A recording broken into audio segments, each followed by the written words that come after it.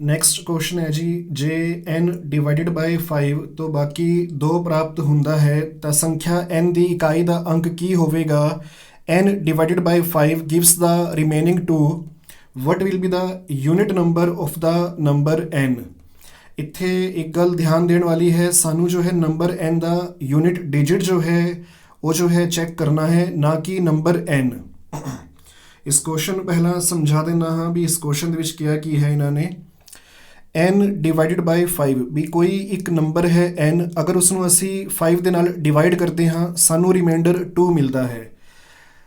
What will be the unit number of the number n। ਸਾਨੂੰ ਉਸ ਨੰਬਰ n ਦਾ ਜੋ ਯੂਨਿਟ ਨੰਬਰ ਹੈ, ਯੂਨਿਟ ਡਿਜਿਟ ਹੈ, ਉਹ ਸਾਨੂੰ ਦੱਸਣਾ ਹੈ।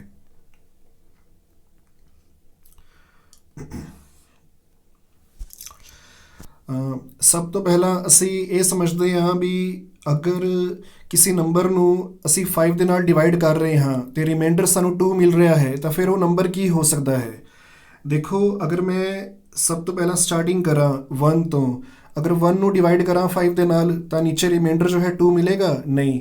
ਇੱਦਾਂ ਹੀ 5 ਤੱਕ ਯਾਨੀ ਕਿ 1 2 3 4 5 ਇਹ ਸਾਰੇ ਨੰਬਰਸ ਜੋ ਹੈ मतलब 4 तक तो 5 तो लैस हो गए यानी कि छोटे हो गए। 5 जो है 5 ਦੇ ਇਕੁਅਲ ਹੈ। ਇਹ ਸਾਰੇ ਨੰਬਰ ਤਾਂ 5 ਤੋਂ ਜਾਂ ਤਾਂ ਲੈਸ ਹੈ ਜਾਂ 5 ਦੇ ਇਕੁਅਲ ਹੈ। ਇਸ ਤੋਂ ਬਾਅਦ ਅਗਰ ਅਸੀਂ ਗੱਲ ਕਰੀਏ 6 ਦੀ, 6 ਨੂੰ ਅਗਰ ਮੈਂ 5 ਦੇ ਨਾਲ ਡਿਵਾਈਡ ਕਰਾਂ ਤਾਂ ਕੀ ਮੈਨੂੰ ਜੋ ਹੈ ਰਿਮਾਈਂਡਰ 2 ਮਿਲੇਗਾ ਤਾਂ ਨਹੀਂ। 6 ਨੂੰ ਅਗਰ 5 ਨਾਲ ਡਿਵਾਈਡ ਕਰਦੇ ਹਾਂ ਤਾਂ ਰਿਮਾਈਂਡਰ ਜੋ ਹੈ ਸਾਨੂੰ 1 ਮਿਲਦਾ ਹੈ।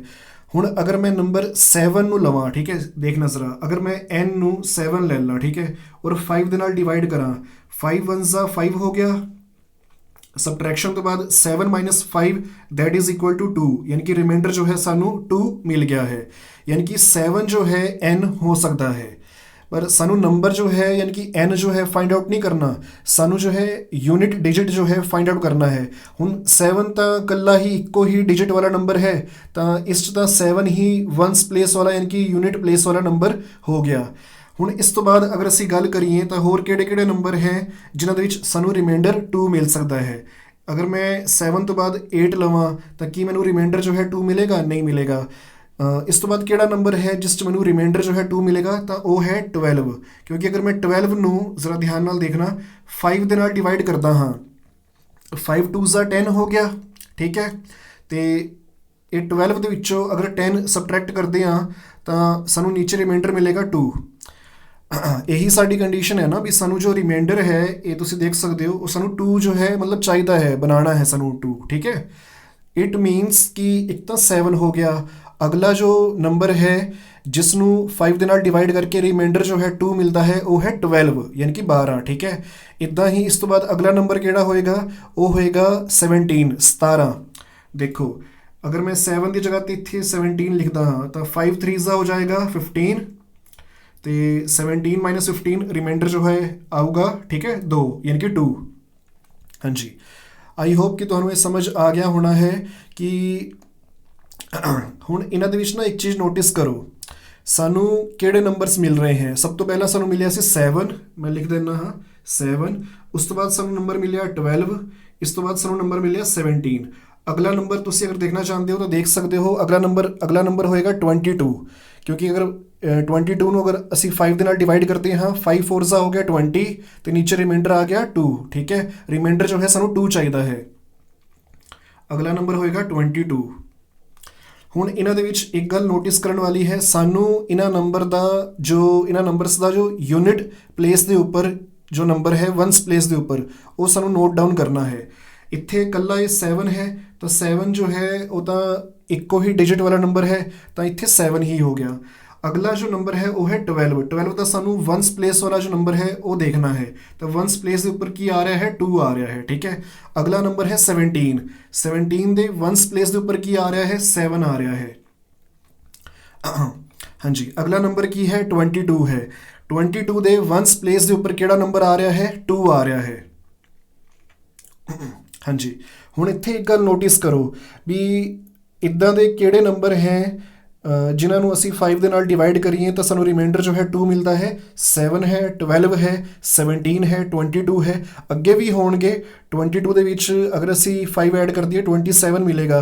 27 ਨੂੰ ਅਗਰ ਅਸੀਂ 5 ਦੇ ਨਾਲ ਡਿਵਾਈਡ ਕਰਦੇ ਹਾਂ ਤਾਂ 5 5 ਦਾ 25 ਹੋ ਗਿਆ, ਰਿਮਾਈਂਡਰ ਜੋ ਹੈ ਨੀਚੇ 2 ਆ ਗਿਆ। ਤਾਂ 27 ਦਾ ਵੀ ਅਗਰ ਤੁਸੀਂ ਦੇਖੋਗੇ, ਮੈਂ ਇੱਥੇ ਲਿਖ ਦੇਣਾ 27 ਦਾ ਜੋ ਵਨਸ ਪਲੇਸ ਵਾਲਾ ਜੋ ਨੰਬਰ ਹੈ ਤੁਸੀਂ ਦੇਖ ਸਕਦੇ ਹੋ ਉਸ 'ਚ 7 ਆ ਰਿਹਾ ਹੈ। ਤਾਂ ਇੱਥੇ ਇੱਕ ਗੱਲ ਨੋਟਿਸ ਕਰਨ ਵਾਲੀ ਹੈ, ਸਾਨੂੰ ਉਹਨਾਂ ਨੇ ਕਿਹਾ ਸੀ ਵੀ ਕੋਈ ਨੰਬਰ n ਹੈ, ਠੀਕ ਹੈ, ਕੋਈ ਨੰਬਰ n ਹੈ, ਅਗਰ ਉਸ ਨੂੰ 5 ਦੇ ਨਾਲ ਡਿਵਾਈਡ ਕਰਦੇ ਹਾਂ ਰਿਮਾਈਂਡਰ ਸਾਨੂੰ 2 ਮਿਲਦਾ ਹੈ, ਠੀਕ ਹੈ। ਤੇ ਸਾਨੂੰ ਉਸ ਨੰਬਰ n ਦਾ ਵਨਸ ਪਲੇਸ ਵਾਲਾ ਜੋ ਡਿਜਿਟ ਹੈ ਉਹਦਾ ਮਤਲਬ ਵਨਸ ਪਲੇਸ ਵਾਲਾ ਡਿਜਿਟ ਜੋ ਹੈ ਸਾਨੂੰ ਦੱਸਣਾ ਹੈ। ਤਾਂ ਇੱਥੇ ਅਸੀਂ ਦੇਖ ਲਿਆ ਹੈ ਵੀ 7 12 17 22 27 ਇਹਨਾਂ ਨੂੰ 5 ਦੇ ਨਾਲ ਡਿਵਾਈਡ ਕਰਕੇ ਰਿਮਾਈਂਡਰ ਜੋ ਹੈ 2 ਆ ਰਿਹਾ ਹੈ। ਤੇ ਇਹਨਾਂ ਦਾ ਜੋ ਵਨਸ ਪਲੇਸ ਵਾਲਾ ਜੋ ਡਿਜਿਟ ਹੈ ਉਹ ਜਾਂ ਤਾਂ ਉਹ 7 ਹੈ ਜਾਂ ਉਹ 2 ਹੈ। ਤਾਂ ਸਾਡਾ ਜੋ ਹੈ ਇੱਦਾਂ ਦਾ ਜੋ ਆਪਸ਼ਨ ਹੋਏਗਾ ਜਿਹਦੇ ਵਿੱਚ ਸਾਨੂੰ 2 ਜਾਂ 7 ਯਾਨੀ ਕਿ 2 ਔਰ 7 ਜੋ ਆਪਸ਼ਨ ਦੇ ਵਿੱਚ ਗਿਵਨ ਹੋਏਗਾ ਉਹ ਸਾਡਾ ਐਗਜ਼ੈਕਟ ਆਨਸਰ ਹੋਏਗਾ। ਇੱਥੇ ਤੁਸੀਂ ਦੇਖ ਸਕਦੇ ਹੋ 7 12 17 22 27 ਇਹਨਾਂ ਸਭ ਨੂੰ ਨੋਟਿਸ ਕਰਕੇ ਅਸੀਂ ਇੱਕ ਗੱਲ ਸਮਝ ਜਾਂਦੇ ਹਾਂ ਕਿ ਇਹਨਾਂ ਦੇ ਵਿੱਚ ਜੋ ਵਨਸ ਪਲੇਸ ਵਾਲਾ ਜੋ ਨੰਬਰ ਹੈ ਜਾਂ ਜੋ ਡਿਜਿਟ ਹੈ ਉਹ ਜਾਂ ਤਾਂ 2 ਹੈ ਜਾਂ 7 ਹੈ। ਤੇ ਸਾਨੂੰ ਇਹੀ ਫਾਈਂਡ ਆਊਟ ਕਰਨਾ ਸੀ ਵੀ ਜੋ n ਹੈ, ਠੀਕ ਹੈ, ਜਿਸ ਨੂੰ ਕਿ 5 ਦੇ ਨਾਲ ਡਿਵਾਈਡ ਕਰਕੇ ਰਿਮਾਈਂਡਰ ਜੋ ਹੈ 2 ਆਂਦਾ ਹੈ, ਉਸ n ਦਾ ਵਨਸ ਪਲੇਸ ਵਾਲਾ ਡਿਜਿਟ ਕੀ ਹੈ। ਤਾਂ ਵਨਸ ਪਲੇਸ ਵਾਲਾ ਡਿਜਿਟ ਜਾਂ ਤਾਂ 2 ਹੈ ਜਾਂ 7 ਹੈ।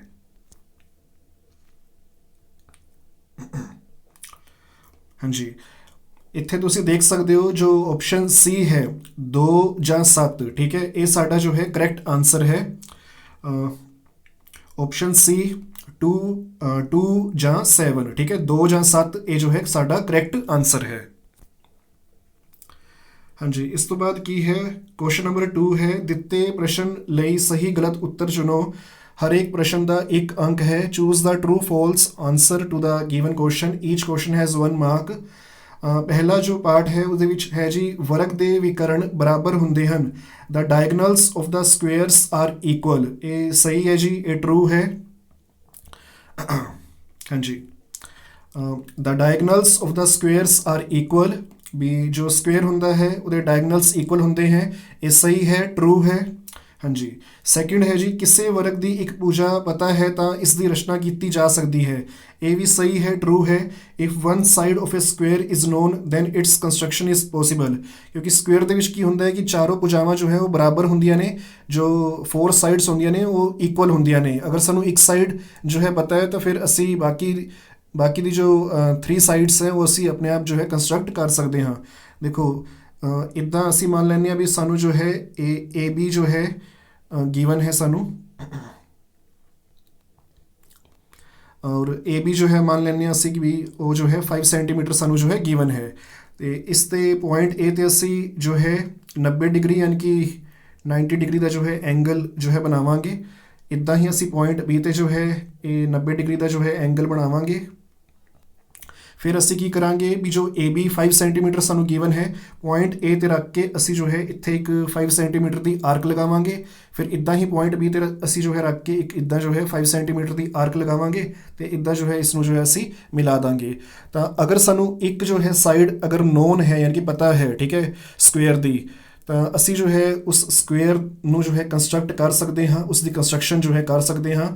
ਕਿਸੇ ਵਰਗ ਦੀ ਇੱਕ ਭੁਜਾ ਪਤਾ ਹੈ ਤਾਂ ਇਸ ਦੀ ਰਚਨਾ ਕੀਤੀ ਜਾ ਸਕਦੀ ਹੈ। ਇਹ ਟਰੂ ਹੈ, ਇਹ ਸਹੀ ਹੈ।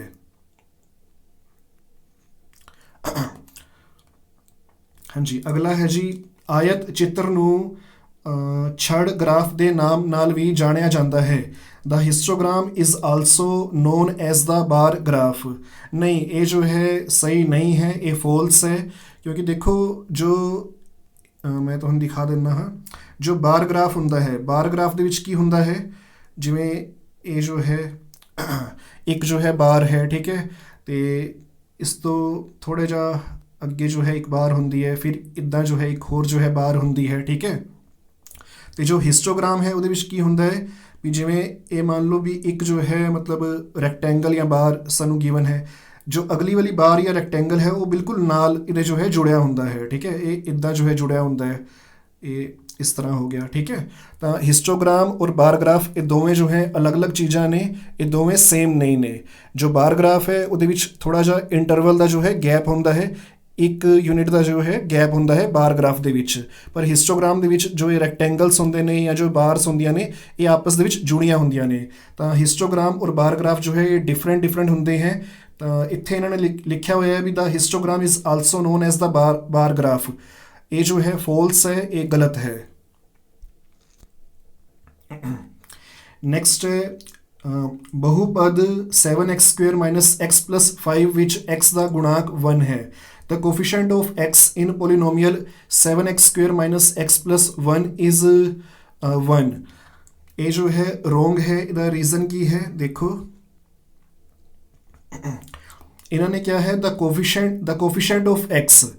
ਪਹਿਲਾਂ ਅਸੀਂ ਇਹ ਸਮਝ ਲੈਂਦੇ ਵੀ ਕੋਫੀਸ਼ੀਐਂਟ ਹੁੰਦਾ ਕੀ ਹੈ। ਦੇਖੋ ਜਿਵੇਂ x ਸਕੁਅਰ ਦੇ ਅੱਗੇ ਇੱਥੇ 7 ਹੈ, ਠੀਕ ਹੈ, ਇਹ ਜੋ 7 ਹੈ ਇਹ x ਸਕੁਅਰ ਦਾ ਕੋਫੀਸ਼ੀਐਂਟ ਹੈ। ਇਹਨਾਂ ਨੇ ਸਾਨੂੰ x ਦਾ ਕੋਫੀਸ਼ੀਐਂਟ ਕਿਹਾ ਹੈ ਵੀ x ਦਾ ਜੋ ਕੋਫੀਸ਼ੀਐਂਟ ਹੈ ਉਹ 1 ਹੈ, ਤੇ 1 ਵੀ ਇਹਨਾਂ ਨੇ ਕੀ ਕਿਹਾ ਹੈ +1 ਹੈ। 1 ਦੇ ਅੱਗੇ ਕੋਈ ਸਾਈਨ ਨਹੀਂ ਹੈ, ਇਟ ਮੀਨਸ ਕਿ ਉਹ +1 ਹੈ, ਯਾਨੀ ਕਿ ਮਤਲਬ ਪਲੱਸ ਵਾਲਾ ਹੈ, ਪੋਜ਼ਿਟਿਵ 1 ਹੈ। ਪਰ ਇੱਥੇ ਅਗਰ ਅਸੀਂ ਦੇਖਦੇ ਹਾਂ ਇਹ ਜੋ x ਹੈ ਇਹਦੇ ਅੱਗੇ ਮਾਈਨਸ ਲੱਗਿਆ ਹੋਇਆ ਹੈ, ਤੇ ਇੱਥੇ 1 ਵੈਸੇ ਮੈਂਸ਼ਨ ਨਹੀਂ ਹੁੰਦਾ ਹੈ, ਪਰ ਇੱਥੇ 1 ਹਮੇਸ਼ਾ ਜੋ ਹੈ ਪ੍ਰੈਜ਼ੈਂਟ ਹੁੰਦਾ ਹੈ, ਕਿਉਂਕਿ ਅਗਰ ਇਹ 0 ਹੁੰਦਾ ਇੱਥੇ ਤਾਂ ਫਿਰ x ਨੇ ਜੋ ਹੈ ਖਤਮ ਹੋ ਜਾਣਾ ਸੀ, ਫਿਰ ਉਹ ਤਾਂ 0 ਹੋ ਜਾਣਾ ਸੀ। ਤਾਂ ਇੱਥੇ ਜੋ ਹੈ 1 ਪ੍ਰੈਜ਼ੈਂਟ ਹੋਏਗਾ x ਦੇ ਅੱਗੇ, ਠੀਕ ਹੈ। ਤੇ ਮਾਈਨਸ ਦਾ ਸਾਈਨ ਵੀ ਹੈ ਨਾਲ। ਹੁਣ ਸਾਨੂੰ ਉਹਨਾਂ ਨੇ ਕਿਹਾ ਹੈ the coefficient of x in polynomial 7x² minus x plus 5 is positive 1। ਉਹਨਾਂ ਨੇ ਪਲੱਸ ਦਾ 1 ਕਿਹਾ ਹੈ, ਜਦਕਿ x ਦੇ ਅੱਗੇ ਮਾਈਨਸ ਦਾ 1 ਹੈ। जो x ਦੇ ਅੱਗੇ ਨਿਊਮੈਰੀਕਲ ਵੈਲਿਊ ਹੁੰਦੀ ਹੈ ਵਿਦ ਸਾਈਨ, ਉਹ ਜੋ ਹੈ ਮਤਲਬ x ਦਾ ਕੋਫੀਸ਼ੀਐਂਟ ਹੋਏਗੀ। ਤਾਂ ਇੱਥੇ x ਦੇ ਅੱਗੇ ਜੋ ਨਿਊਮੈਰੀਕਲ ਵੈਲਿਊ ਹੈ ਉਹ ਹੈ -1। ਤਾਂ ਇਹਨਾਂ ਨੇ ਸਾਨੂੰ ਜੋ ਹੈ ਕਿਹਾ ਹੈ ਵੀ x ਦਾ ਕੋਫੀਸ਼ੀਐਂਟ ਉਹ ਜੋ ਹੈ +1 ਹੈ। ਤਾਂ ਇਹ ਜੋ ਹੈ ਰੋਂਗ ਹੈ, x ਦਾ ਕੋਫੀਸ਼ੀਐਂਟ -1 ਹੈ। ਇਹ ਜੋ ਹੈ ਤੁਹਾਡਾ ਫॉल्स ਹੈ, ਠੀਕ ਹੈ। ਇਹ ਟਰੂ ਜੋ ਹੈ ਨਹੀਂ ਹੈ, ਠੀਕ ਹੈ, ਫॉल्स ਹੈ। ਨੈਕਸਟ ਹੈ ਜੇਕਰ ਘਣ ਦੀ ਭੁਜਾ ਦੀ ਲੰਬਾਈ 1 ਸੈਂਟੀਮੀਟਰ ਹੋਵੇ ਤਾਂ ਇਸ ਦੀ ਕੁੱਲ ਸਤ੍ਹਾ ਦਾ ਖੇਤਰਫਲ 1 ਸੈਂਟੀਮੀਟਰ ਸਕੁਅਰ ਹੋਵੇਗਾ। ਇਹ ਵੀ ਜੋ ਹੈ ਫॉल्स ਹੈ। ਇਹਦਾ ਰੀਜ਼ਨ ਕੀ ਹੈ? If the length of the side of a cube is 1 unit then its total surface area will be 1 square unit. ਦੇਖੋ ਜੋ ਕਿਊਬ ਹੁੰਦਾ ਹੈ ਉਹਦਾ ਜੋ ਟੋਟਲ ਸਰਫੇਸ ਏਰੀਆ ਹੁੰਦਾ ਹੈ ਉਹਦਾ ਫਾਰਮੂਲਾ ਹੁੰਦਾ ਹੈ 6a ਸਕੁਅਰ। ਤੇ ਇੱਥੇ ਜੋ ਸਾਨੂੰ ਇੱਕ ਸਾਈਡ ਹੈ ਯਾਨੀ ਕਿ ਜੋ a ਹੈ, ਠੀਕ ਹੈ, ਸਮਾਲ a, ਉਹ ਸਾਨੂੰ ਜੋ ਹੈ ਗਿਵਨ ਹੈ 1 ਸੈਂਟੀਮੀਟਰ। ਹੁਣ ਅਗਰ ਮੈਂ ਇੱਥੇ a ਦੀ ਜਗ੍ਹਾ ਤੇ 1 ਸੈਂਟੀਮੀਟਰ ਰੱਖਾਂਗਾ ਤੇ ਉਹਦਾ ਸਕੁਅਰ ਕਰਦਾ ਹਾਂ 1 ਦਾ ਸਕੁਅਰ, ਠੀਕ ਹੈ, ਤਾਂ ਇਹ ਸਾਨੂੰ ਜੋ ਹੈ ਮਿਲੇਗਾ 6 ਸੈਂਟੀਮੀਟਰ ਸਕੁਅਰ। ਇਹਨਾਂ ਨੇ ਸਾਨੂੰ ਦੇ ਰੱਖਿਆ ਹੈ ਵੀ total surface area will be 1 square unit. ਤਾਂ ਸਾਡਾ ਤਾਂ ਆਨਸਰ ਆ ਰਿਹਾ ਹੈ 6 ਸੈਂਟੀਮੀਟਰ ਸਕੁਅਰ, ਠੀਕ ਹੈ। ਇਹ ਕਹਿ ਰਹੇ ਹੈ 1 ਜੋ ਇਸ ਦੀ ਕੁੱਲ ਸਤਹ ਦਾ ਖੇਤਰਫਲ ਹੋਏਗਾ ਉਹ 1 ਸੈਂਟੀਮੀਟਰ ਸਕੁਅਰ ਹੋਵੇਗਾ। ਸਾਡਾ ਆਨਸਰ ਆ ਰਿਹਾ ਹੈ ਇੱਥੇ 6 ਸੈਂਟੀਮੀਟਰ ਸਕੁਅਰ। ਤਾਂ ਇਹ ਜੋ ਹੈ ਰੋਂਗ ਹੈ, ਇਹ ਜੋ ਹੈ ਫॉल्स ਹੈ। ਨੈਕਸਟ ਹੈ ਜੀ the population of a country and the area of land per person, this is an example of a direct proportion. ਇਹ ਵੀ ਜੋ ਹੈ ਫॉल्स ਹੈ। ਇਹਦਾ ਰੀਜ਼ਨ ਕੀ ਹੈ? ਦੇਖੋ ਇਸ ਨੂੰ ਜੋ ਹੈ ਅਸੀਂ ਸਮਝ ਲੈਂਦੇ ਹਾਂ।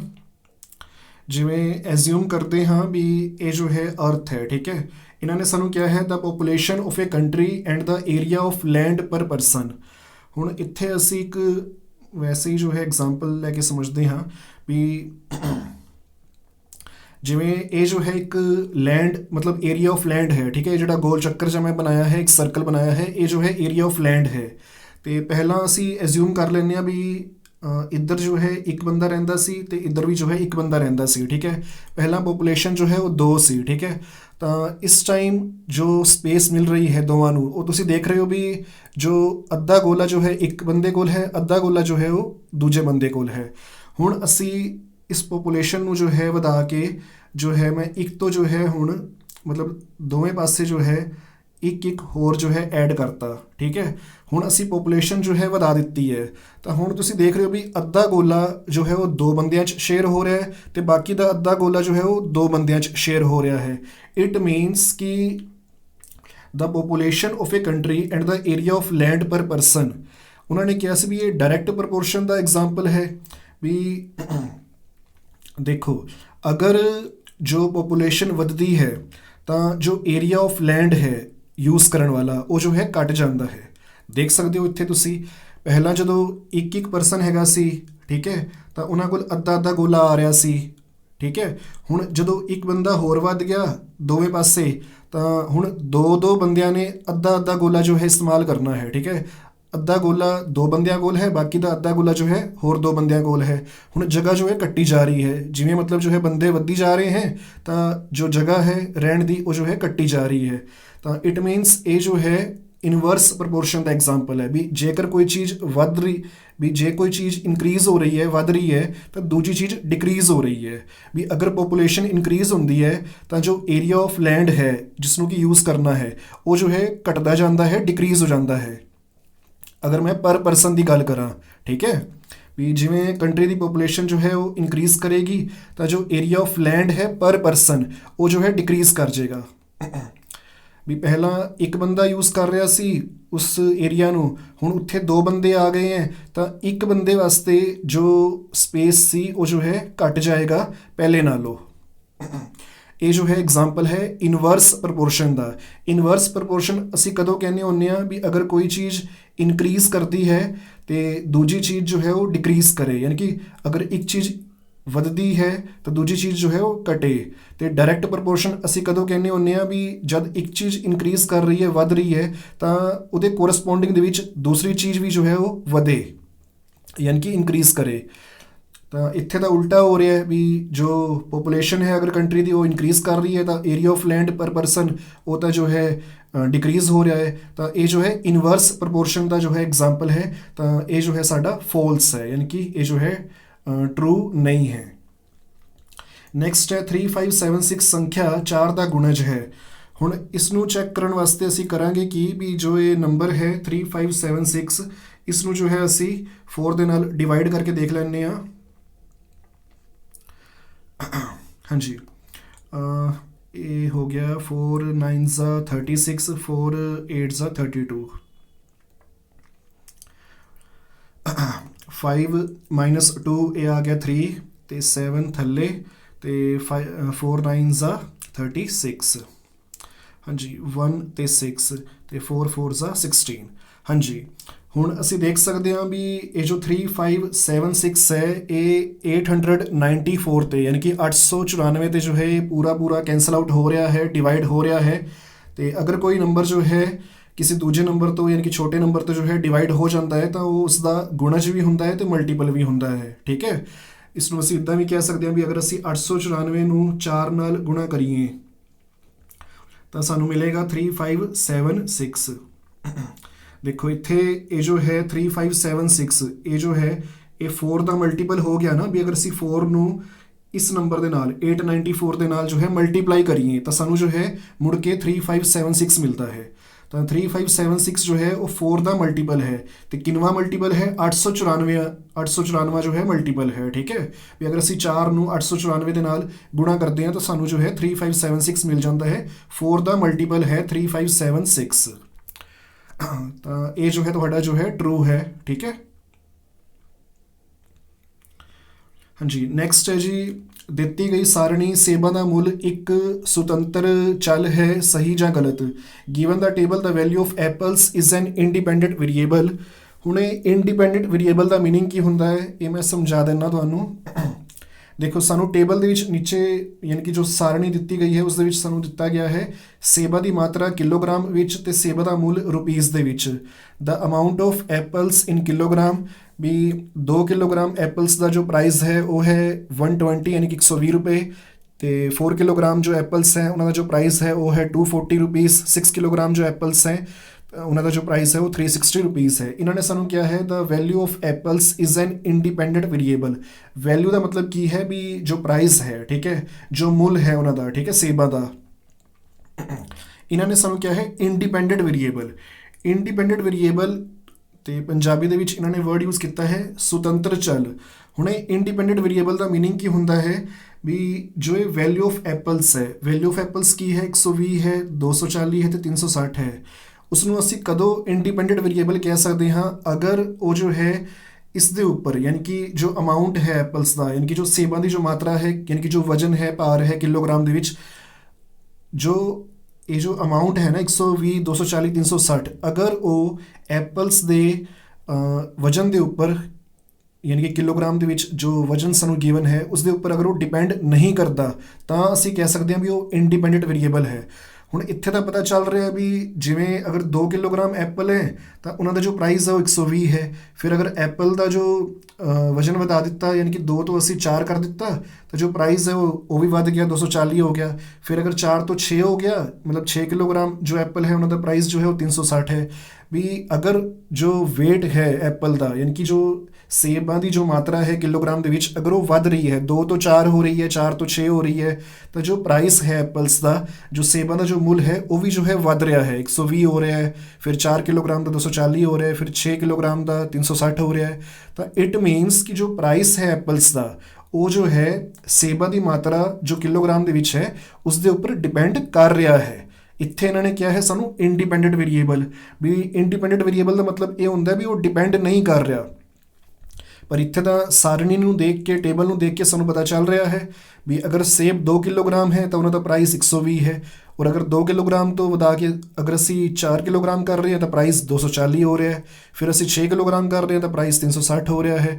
ਇਟ ਮੀਨਸ ਕਿ ਜੋ ਪ੍ਰਾਈਸ ਹੈ ਐਪਲਸ ਦਾ ਯਾਨੀ ਕਿ ਜੋ ਵੈਲਿਊ ਹੈ ਐਪਲਸ ਦੀ ਉਹ ਜੋ ਹੈ ਜੋ ਐਪਲਸ ਦਾ ਜੋ weight ਹੈ, ਵਜਨ ਹੈ ਕਿਲੋਗ੍ਰਾਮ ਦੇ ਵਿੱਚ ਉਸ 'ਤੇ ਡਿਪੈਂਡ ਕਰ ਰਿਹਾ ਹੈ।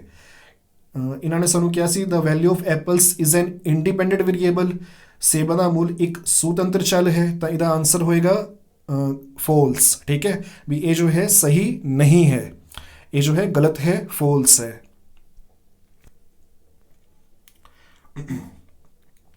क्वेश्चन नंबर 3 है जी, खाली स्थान भरो, हर एक प्रश्न का 1 अंक है।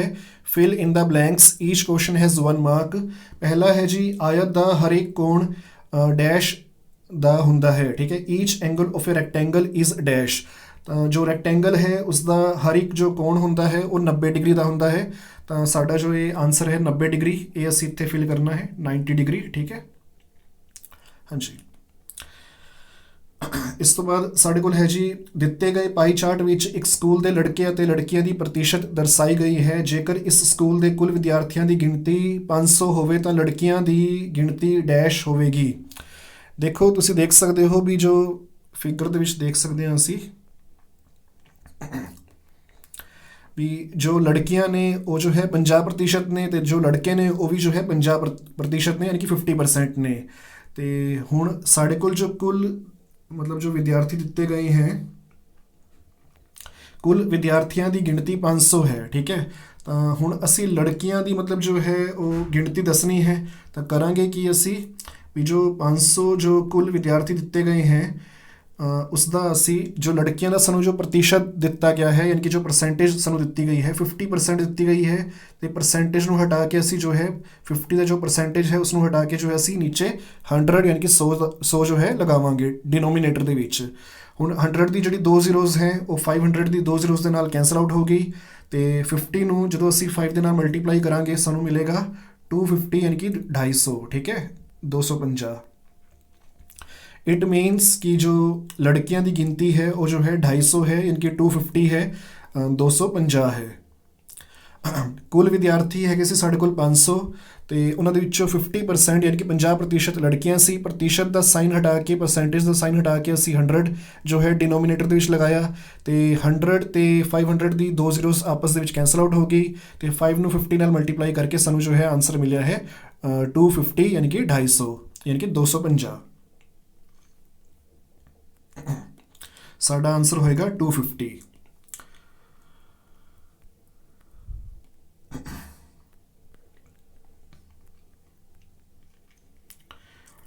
नेक्स्ट है जी, a multiplication a square multiplication a cube multiplication a the power 4 is equal to dash होवेगा। इस दे विच असी करना की हुंदा है, देखो जिवें इत्थे ए दी पावर कुछ भी गिवन नहीं है तो इसनूं असी 1 एज्यूम कर लैंदे हां। ठीक है, इत्थे ए दी पावर जो है 1 मनी जाएगी। असी जस्ट इन्हां पावर्स नूं ऐड करना है। 1 + 2 ए हो गया 3, 3 + 3 ए हो गया 6, 6 + 4 ए हो गया 10 यानी कि 10। तो ए रेज़ टू पावर 10 यानी कि 10 ਇਹ ਜੋ ਹੈ ਸਾਡਾ ਆਨਸਰ ਹੋਏਗਾ। ਤਾਂ a ਰੇਜ਼ ਟੂ ਪਾਵਰ 10 ਜੋ ਹੈ ਸਾਡਾ ਆਨਸਰ ਹੈ। ਕਰਨਾ ਕੀ ਹੈ, ਜੋ ਪਹਿਲੇ ਵਾਲਾ a ਹੈ ਉਸਦੇ ਉੱਪਰ ਇੱਕ ਤਾਂ ਪਾਵਰ ਜੋ ਹੈ ਮੈਂਸ਼ਨ ਨਹੀਂ ਹੈ, ਤਾਂ ਉੱਥੇ ਅਸੀਂ 1 ਐਜ਼ਿਊਮ ਕਰ ਸਕਦੇ ਹਾਂ। ਤੇ ਫਿਰ ਅਸੀਂ ਜੋ ਪਾਵਰਸ ਹੈ ਉਹਨਾਂ ਨੂੰ ਅਸੀਂ ਐਡ ਕਰਨਾ ਹੁੰਦਾ ਹੈ। ऐड क्यों कर रहे हैं, क्योंकि नीचे जो बेस है वो सब का जो है वो सेम है, बराबर है, वो स्मॉल ए ਦੇ इक्वल है। बेस सेम होने ਦੇ ਕਰਕੇ ਅਸੀਂ ਪਾਵਰਸ ਨੂੰ ਐਡ ਕਰ ਸਕਦੇ ਹਾਂ। ਤਾਂ 1 + 2 ਇਹ ਹੋ ਗਿਆ 3, 3 + 3 ਹੋ ਗਿਆ 6, 6 + 4 ਇਹ ਹੋ ਗਿਆ 10। ਤਾਂ a ਰੇਜ਼ ਟੂ ਪਾਵਰ 10 ਯਾਨੀ ਕਿ a ਦੀ ਪਾਵਰ ਜੋ ਹੈ 10, ਇਹ ਜੋ ਹੈ ਸਾਡਾ ਆਨਸਰ ਹੈ।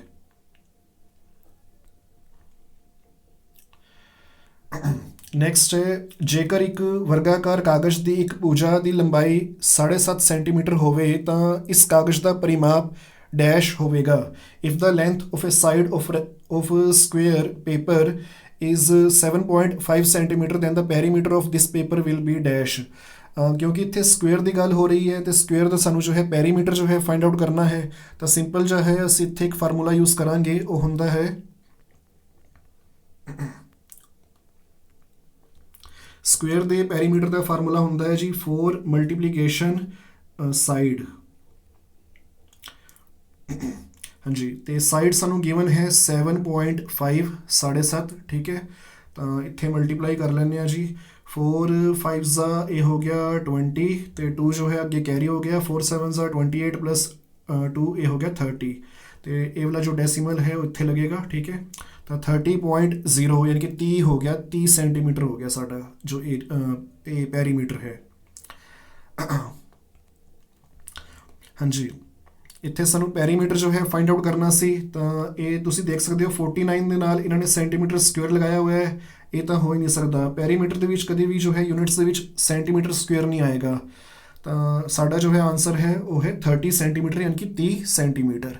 4 ਮਲਟੀਪਲੀਕੇਸ਼ਨ ਸਾਈਡ ਵਾਲਾ ਜੋ ਹੈ ਅਸੀਂ ਫਾਰਮੂਲਾ ਯੂਜ਼ ਕਰਨਾ ਹੈ ਜਦੋਂ ਅਸੀਂ ਪੈਰੀਮੀਟਰ ਫਾਈਂਡ ਆਊਟ ਕਰ ਰਹੇ ਹਾਂ ਸਕੁਅਰ ਦਾ।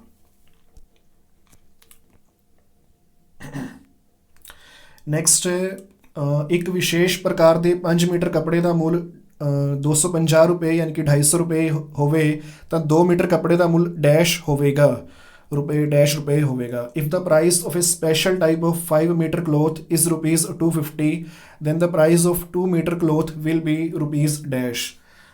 ਸਾਨੂੰ 5 ਮੀਟਰ ਜੋ ਕੱਪੜਾ ਹੈ ਉਹਦਾ ਜੋ ਪ੍ਰਾਈਸ ਹੈ ਉਹ ਸਾਨੂੰ ਗਿਵਨ ਹੈ 250 ਰੁਪਏ ਯਾਨੀ ਕਿ ₹250। ਸਾਨੂੰ ਜੋ ਹੈ 2 ਮੀਟਰ ਜੋ ਕੱਪੜਾ ਹੈ ਯਾਨੀ ਕਿ ਕਲੋਥ ਹੈ ਉਸ ਦਾ ਪ੍ਰਾਈਸ ਕੈਲਕੂਲੇਟ ਕਰਨਾ ਹੈ। ਹਾਂਜੀ,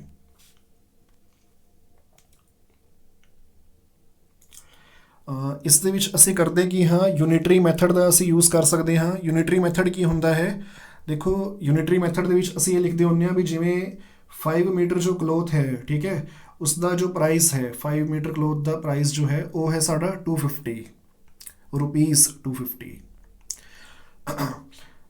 ਫਿਰ ਅਸੀਂ 1 ਮੀਟਰ ਵਾਸਤੇ ਜੋ ਹੈ ਨਿਕਾਲਦੇ ਹਾਂ। ਤਾਂ ਇਹਦੇ ਵਿੱਚ ਅਸੀਂ ਕੀ ਕਰਾਂਗੇ, 250 ਨੂੰ 5 ਦੇ ਨਾਲ ਡਿਵਾਈਡ ਕਰ ਦਾਂਗੇ। ਤਾਂ ਡਿਵਾਈਡ ਕਰਕੇ ਸਾਨੂੰ ਮਿਲੇਗਾ 50 ਯਾਨੀ ਕਿ 1 ਮੀਟਰ ਕਲੋਥ ਦਾ ਯਾਨੀ ਕਿ 1 ਮੀਟਰ ਕੱਪੜੇ ਦਾ ਜੋ ਪ੍ਰਾਈਸ ਹੈ ਉਹ ਹੈ ₹50 ਯਾਨੀ ਕਿ ₹50। ਸਾਨੂੰ ਜੋ ਹੈ 2 ਮੀਟਰ ਯਾਨੀ ਕਿ 2 ਮੀਟਰ ਜੋ ਹੈ ਕਲੋਥ ਦਾ ਜੋ ਪ੍ਰਾਈਸ ਹੈ ਉਹ ਕੈਲਕੂਲੇਟ ਕਰਨਾ ਹੈ।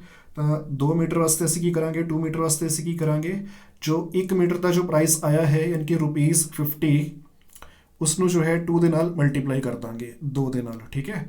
ਤਾਂ ਸਾਨੂੰ ਮਿਲੇਗਾ ₹100। ਇੱਕ ਵਾਰੀ ਫਿਰ ਤੋਂ ਸਮਝ ਲਓ, 5 ਮੀਟਰ ਕਲੋਥ ਦਾ ਜੋ ਪ੍ਰਾਈਸ ਹੈ ਉਹ ਹੈ ₹250। ਇਸ ਨੂੰ ਯੂਨਿਟਰੀ ਮੈਥਡ ਕਿਹਾ ਜਾਂਦਾ ਹੈ ਵੀ ਅਸੀਂ ਜੋ ਸਾਨੂੰ ਜੋ ਹੈ ਇੱਕ ਚੀਜ਼ ਦੀ ਵੈਲਿਊ ਗਿਵਨ ਹੈ, ਜਿਵੇਂ 5 ਮੀਟਰ ਕੱਪੜੇ ਦੀ ਸਾਨੂੰ ਵੈਲਿਊ ਗਿਵਨ ਹੈ ₹250। ਯੂਨਿਟਰੀ ਮੈਥਡ ਮਤਲਬ ਮੀਨਸ ਯੂਨਿਟ। ਦੇਖੋ ਯੂਨਿਟਰੀ ਦਾ ਮਤਲਬ ਕੀ ਹੁੰਦਾ ਹੈ, ਯੂਨਿਟ ਦਾ ਮਤਲਬ ਕੀ ਹੁੰਦਾ ਵੀ ਅਸੀਂ ਜੋ ਹੈ ਇੱਕ ਚੀਜ਼ ਦੀ ਪਹਿਲਾਂ ਜੋ ਹੈ ਵੈਲਿਊ ਕੈਲਕੂਲੇਟ ਕਰਾਂਗੇ। ਵੀ ਸਾਨੂੰ 5 ਮੀਟਰ ਕੱਪੜੇ ਦੀ ਵੈਲਿਊ ਗਿਵਨ ਸੀ ₹250, ਫਿਰ ਅਸੀਂ ਜੋ ਹੈ 1 ਮੀਟਰ ਕੱਪੜੇ ਦੀ ਜੋ ਹੈ ਵੈਲਿਊ ਨਿਕਾਲ ਲਈ ਹੈ 250 ਨੂੰ 5 ਦੇ ਨਾਲ ਡਿਵਾਈਡ ਕਰਕੇ। ਤਾਂ 250 ਨੂੰ 5 ਦੇ ਨਾਲ ਡਿਵਾਈਡ ਕੀਤਾ, ਸਾਨੂੰ ਮਿਲ ਗਿਆ ਵੀ 1 ਮੀਟਰ ਕਲੋਥ ਦਾ ਜੋ ਪ੍ਰਾਈਸ ਹੈ ਉਹ ਹੈ ₹50। ਫਿਰ ਅਸੀਂ 2 ਮੀਟਰ ਕਲੋਥ ਦਾ ਜੋ ਪ੍ਰਾਈਸ ਹੈ ਉਹ ਕੈਲਕੂਲੇਟ ਕਰਨਾ ਹੈ।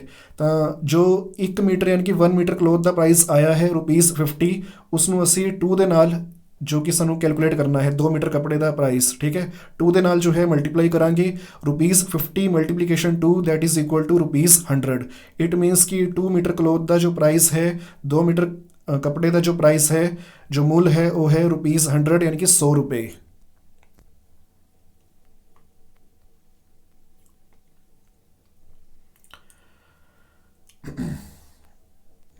ਇੱਥੇ ਅਸੀਂ ਆਨਸਰ ਦੇ ਵਿੱਚ ਲਿਖਾਂਗੇ ₹100 ਯਾਨੀ ਕਿ 100 ਰੁਪਏ। ਨੈਕਸਟ ਹੈ ਜੇਕਰ ਰਾਸ਼ੀਆਂ x ਅਤੇ y ਸਿੱਧੇ ਅਨੁਪਾਤ ਵਿੱਚ ਹੋਣ ਤਾਂ ਹੇਠ ਦਿੱਤੀ ਸਾਰਣੀ ਵਿੱਚ ਖਾਲੀ ਥਾਂ ਭਰੋ।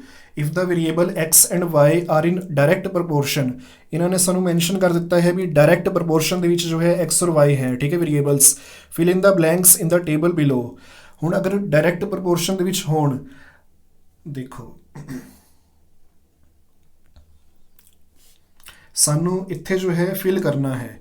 ਡਾਇਰੈਕਟ ਪ੍ਰਪੋਰਸ਼ਨ ਦੇ ਵਿੱਚ ਸਾਡੇ ਕੋਲ ਜੋ ਫਾਰਮੂਲਾ ਹੁੰਦਾ ਹੈ ਉਹ ਹੁੰਦਾ ਹੈ x1/y1 is equal to x2/y2। ਇੱਥੇ ਸਾਡੇ ਕੋਲ x1 ਵੀ ਹੈ, y1 ਵੀ ਹੈ ਤੇ x2 ਵੀ ਹੈ, ਠੀਕ ਹੈ। ਮੈਂ ਦੂਜੀ ਸਾਈਡ ਤੇ ਕਰਕੇ ਦਿਖਾ ਦਿੰਦਾ ਹਾਂ। ਹਾਂਜੀ, x1/y1 ਇਟ ਮੀਨਸ ਕਿ 12/48, ਠੀਕ ਹੈ, इज इक्वल टू x2 ਸਾਨੂੰ ਕਿੰਨਾ ਗਿਵਨ ਹੈ 6 ਗਿਵਨ ਹੈ। y2 ਸਾਨੂੰ ਜੋ ਹੈ ਫਾਈਂਡ ਆਊਟ ਕਰਨਾ ਹੈ, ਕਿਉਂਕਿ ਉਹਨਾਂ ਨੇ ਸਾਨੂੰ ਕਹਿ ਰੱਖਿਆ ਹੈ ਵੀ ਡਾਇਰੈਕਟ ਪ੍ਰਪੋਰਸ਼ਨ ਦੇ ਵਿੱਚ ਹੈ, ਤਾਂ ਹੀ ਅਸੀਂ ਜੋ ਹੈ ਇਹ ਵਾਲਾ ਜੋ ਫਾਰਮੂਲਾ ਹੈ ਇਹ ਯੂਜ਼ ਕਰ ਸਕਦੇ ਹਾਂ। ਹੁਣ ਅਸੀਂ ਕਰਨਾ ਕੀ ਹੈ, ਇਹ y2 ਅਸੀਂ ਇੱਧਰ ਲੈ ਕੇ ਜਾਵਾਂਗੇ। ਇਹ ਵਾਲਾ ਜੋ 48 ਹੈ ਉਹ ਨਿਊਮਰੇਟਰ ਦੇ ਵਿੱਚ 6 ਦੇ ਨਾਲ ਮਲਟੀਪਲਾਈ ਹੋਏਗਾ ਤੇ 12 ਜੋ ਹੈ ਉਹ ਨੀਚੇ ਡਿਨੋਮੀਨੇਟਰ ਦੇ ਵਿੱਚ ਆ ਜਾਊਗਾ। ਇਸ ਨੂੰ ਅਸੀਂ ਕ੍ਰੋਸ ਮਲਟੀਪਲੀਕੇਸ਼ਨ ਕਹਿ ਸਕਦੇ ਹਾਂ। 6 ਮਲਟੀਪਲੀਕੇਸ਼ਨ 48 ਡਿਵਾਈਡਡ ਬਾਈ 12, ਤਾਂ 6 2s 12 ਹੋ ਗਿਆ ਤੇ 2 ਇਹ ਜੋ 48 ਹੈ ਉਹ 2 ਦੇ ਨਾਲ ਡਿਵਾਈਡ ਹੋਏਗਾ 24 ਤੇ, ਯਾਨੀ ਕਿ 24 ਤੇ, ਠੀਕ ਹੈ। इट मीन्स ਸਾਨੂੰ जो y2 है वो मिलिया है 24 यानी कि 24, ठीक है। y2 साडा आया है 24 यानी कि 24। यही सानू फाइंड आउट करना सी, तो साडा सही जो आंसर है वो है 24 यानी कि 24। ਨੈਕਸਟ ਹੈ 2⁻³ ਦਾ ਮੂਲ ਡੈਸ਼ ਹੁੰਦਾ ਹੈ। ਵੈਲਿਊ ਆਫ 2⁻³ ਇਜ਼, ਹੁਣ ਇੱਥੇ ਸਾਨੂੰ 2⁻³ ਜੋ ਹੈ ਗਿਵਨ ਹੈ। ਦੇਖੋ 2⁻³, ਹੁਣ ਅਗਰ ਮਾਈਨਸ ਦੇ ਵਿੱਚ ਪਾਵਰ ਹੋਏ, ਪਹਿਲਾਂ ਅਸੀਂ ਉਸਨੂੰ ਪੋਜ਼ੀਟਿਵ ਕਰਦੇ ਹਾਂ ਤਾਂ ਉਹ ਪੋਜ਼ੀਟਿਵ ਕਿਸ ਤਰ੍ਹਾਂ ਹੁੰਦੀ ਹੈ, ਉਹ ਜੋ ਹੈ ਅਗਰ ਅਸੀਂ ਦੇਖੋ ਜਿਵੇਂ ਇੱਥੇ ਇਹ ਜੋ ਹੈ ਨਿਊਮਰੇਟਰ ਦੇ ਵਿੱਚ ਹੈ, ਅਗਰ ਅਸੀਂ ਇਸਨੂੰ ਡਿਨੋਮੀਨੇਟਰ ਦੇ ਵਿੱਚ ਲਿਆਈਏ, ਨੀਚੇ ਲਿਆਈਏ, ਤਾਂ ਇਹ ਜੋ -3 ਹੈ ਉਹ +3 ਹੋ ਜਾਂਦਾ ਹੈ। ਇਸ ਤੋਂ ਬਾਅਦ ਹੁਣ ਜਿਵੇਂ 2 ਦੀ ਪਾਵਰ ਇਹ ਜੋ ਹੈ 3 ਹੈ, +3 ਹੈ, ਇਹਦਾ ਮਤਲਬ ਕੀ ਹੈ ਵੀ ਅਸੀਂ 2 ਨੂੰ ਜੋ ਹੈ 3 ਟਾਈਮਸ ਮਲਟੀਪਲਾਈ ਕਰਨਾ ਹੈ। ਹਾਂਜੀ, ਨਿਊਮਰੇਟਰ ਦੇ ਵਿੱਚ ਜੋ ਹੈ ਉਹ 1 ਹੈ, ਨੀਚੇ ਜੋ ਹੈ ਡਿਨੋਮੀਨੇਟਰ ਦੇ ਵਿੱਚ ਜੋ ਹੈ ਉਹ 2 ਜੋ ਹੈ 3 ਟਾਈਮਸ ਆ ਰਿਹਾ ਹੈ, ਤਾਂ 2 2s 4, 4 2s 8, ਤਾਂ ਸਾਡਾ ਜੋ ਆਨਸਰ ਹੈ ਉਹ ਹੈ 1/8 ਯਾਨੀ ਕਿ 1/8। ਹਾਂਜੀ, ਤਾਂ ਸਾਡਾ ਜੋ ਆਨਸਰ ਹੈ ਉਹ ਹੈ 1/8। 1/8 ਜੋ ਹੈ 1/8 ਸਾਡਾ ਜੋ ਹੈ ਐਗਜ਼ੈਕਟ ਰਾਈਟ ਆਨਸਰ ਹੈ।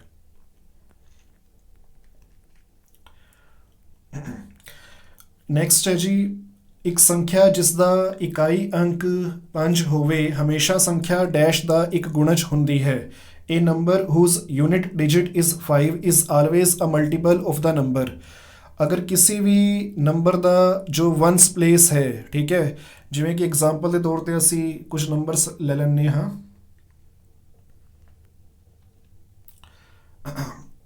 ਜਿਵੇਂ ਮੈਂ ਐਜ਼ਿਊਮ ਕਰ ਲੈਂਦਾ ਹਾਂ ਵੀ 25 ਹੋ ਗਿਆ, 35 ਹੋ ਗਿਆ, 45 ਹੋ ਗਿਆ, 55 ਹੋ ਗਿਆ, ਠੀਕ ਹੈ, 65 ਹੋ ਗਿਆ। ਇਹਨਾਂ ਨੇ ਕਿਹਾ ਹੈ ਵੀ ਇੱਦਾਂ ਦੇ ਨੰਬਰਸ ਜਿਨ੍ਹਾਂ ਦਾ ਜੋ ਵਨਸ ਪਲੇਸ ਹੈ, ਜਿਵੇਂ ਇੱਥੇ ਤੁਸੀਂ ਦੇਖ ਸਕਦੇ ਹੋ 25 ਦਾ ਜੋ ਵਨਸ ਪਲੇਸ ਹੈ ਉਹ 5 ਹੈ, 35 ਦਾ ਜੋ ਵਨਸ ਪਲੇਸ ਹੈ ਉਹ ਵੀ 5 ਹੈ, ਇੱਦਾਂ ਹੀ 45 ਦਾ ਜੋ ਵਨਸ ਪਲੇਸ ਹੈ ਉਹ ਵੀ 5 ਹੈ, 55 ਦਾ ਜੋ ਵਨਸ ਪਲੇਸ ਹੈ ਉਹ ਵੀ 5 ਹੈ ਤੇ 65 ਦਾ ਜੋ ਵਨਸ ਪਲੇਸ ਹੈ ਉਹ ਵੀ 5 ਹੈ। ਵੀ ਇੱਦਾਂ ਦੇ ਨੰਬਰ ਜਿਨ੍ਹਾਂ ਦਾ ਜੋ ਵਨਸ ਪਲੇਸ ਹੈ ਉਹ 5 ਹੋਏ ਤਾਂ ਉਹ ਕਿਸ ਨੰਬਰ ਦੇ ਜੋ ਹੈ ਮਲਟੀਪਲ ਹੋਣਗੇ, ਵੀ ਕਿਸ ਨੰਬਰ ਤੋਂ ਜੋ ਹੈ ਹਮੇਸ਼ਾ ਜੋ ਹੈ ਉਹ ਡਿਵਾਈਡ ਹੋ ਸਕਦੇ ਹੈ। ਤਾਂ ਇੱਦਾਂ ਦੇ ਜਿੰਨੇ ਵੀ ਨੰਬਰਸ ਹੈ ਜਿਨ੍ਹਾਂ ਦਾ ਵਨਸ ਪਲੇਸ ਦੇ ਉੱਪਰ ਜੋ ਡਿਜਿਟ ਹੈ ਉਹ 5 ਹੋਏਗਾ, ਉਹ ਹਮੇਸ਼ਾ 5 ਤੋਂ ਡਿਵਾਈਡ ਹੋਣਗੇ, 5 ਦੇ ਮਲਟੀਪਲ ਹੋਣਗੇ। ਤਾਂ ਸਾਡਾ ਆਨਸਰ ਹੋਏਗਾ ਜੀ ਹਾਂਜੀ 5। ਇਹ ਸਾਡਾ ਆਨਸਰ ਹੈ, ਅਸੀਂ ਇੱਥੇ ਲਿਖਾਂਗੇ 5। A number whose unit digit is 5 is always a multiple of the number 5।